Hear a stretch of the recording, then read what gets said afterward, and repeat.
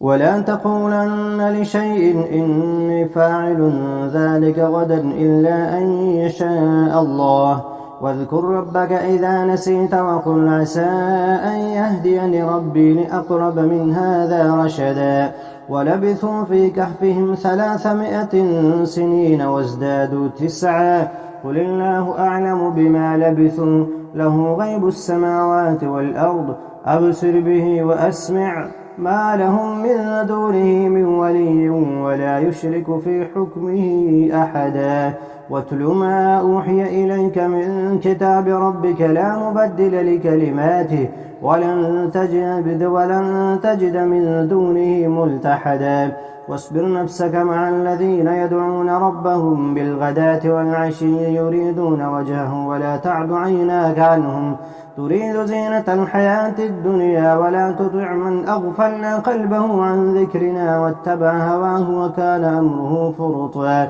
وقل الحق من ربكم فمن شاء فليؤمن ومن شاء فليكفر إنا أعتدنا للظالمين نارا أحاط بهم سرادقها وإن يستغيثوا يغاثوا بماء كالمهل يشوي الوجوه بئس الشراب وساءت مرتفقا.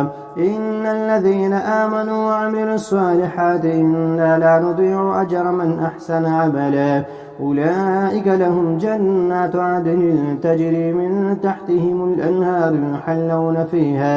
يحلون فيها من أساور من ذهب ويلبسون ثيابا خضرا من سندس واستبرق متكئين فيها على الأرائك نعم الثواب وحسنت مرتفقا.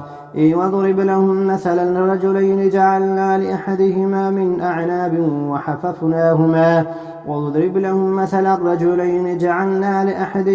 جنتين من أعناب وحففناهما بنخل وجعلنا بينهما زرعا كلتا الجنتين آتت أكلها ولم تظلم منه شيئا وفجرنا خلالهما نهرا وكان له ثمر فقال لصاحبه وهو يحاوره أنا أكثر منك مالا وأعز نفرا. ودخل جنته وهو ظالم لنفسه قال ما أظن أن تبيد هذه أبدا وما أظن الساعة قائمة ولئن رددت إلى ربي لأجدن خيرا منها منقلبا.